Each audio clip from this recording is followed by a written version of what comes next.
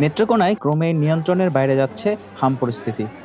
সদর হাসপাতাল সহ উপজেলা স্বাস্থ্য কমপ্লেক্সগুলোতে বাড়ছে রোগীর ভিড়। এখন পর্যন্ত ৭১ জন উপসর্গ নিয়ে এলেও ১৭ জনকে ভর্তি করা হয়েছে আইসোলেশনে।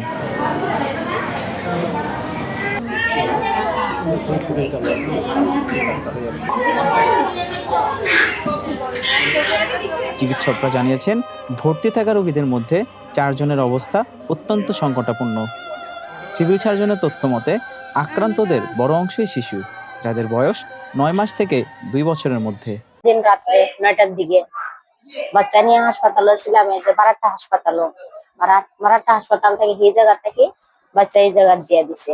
এই জায়গা বুধবার দিন ৯টার দিকে ইয়া ভর্তিছি। এরপর থেকে বাচ্চা জ্বর, সর্দি, কাশি আর অতিরিক্ত জ্বর, ১৬০ ডিগ্রি জ্বর ছিল। এখন মোটামুটি একটু কমছে, এই যে পেটো ব্যথাটা কমছে, আছে না কাশটা অতিরিক্ত। এই যে বাচ্চার জ্বর, কাশি, শরীর কি বাড়িয়েছে, কালকে ভর্তি হয়েছি।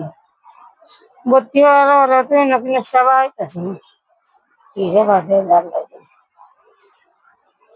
ওই যে হে না হয় তারা এই নাই রুগী কম, কোন তো সাইতেছে, তো লড়াচড়া করতেছে, জ্বর ঢাক কামিয়েছি না বাড়িয়ে দিচ্ছে। এদিকে মহামারী ঠেকাতে আজ রোববার থেকে জেলায় বিশেষ টিকাদান শুরু হচ্ছে। সিভিল সার্জন ডাক্তার গোলাম মাওলা জানান, ১০ জনের শরীরে ইতোমধ্যে নিশ্চিতভাবে হাম শনাক্ত হয়েছে। বাকিদের নমুনা পরীক্ষার জন্য ঢাকায় পাঠানো হয়েছে। নেত্রকোনা থেকে শামসুল হকের পাঠানো তথ্য ও প্রতিবেদনে মানবকণ্ঠ ডেস্ক।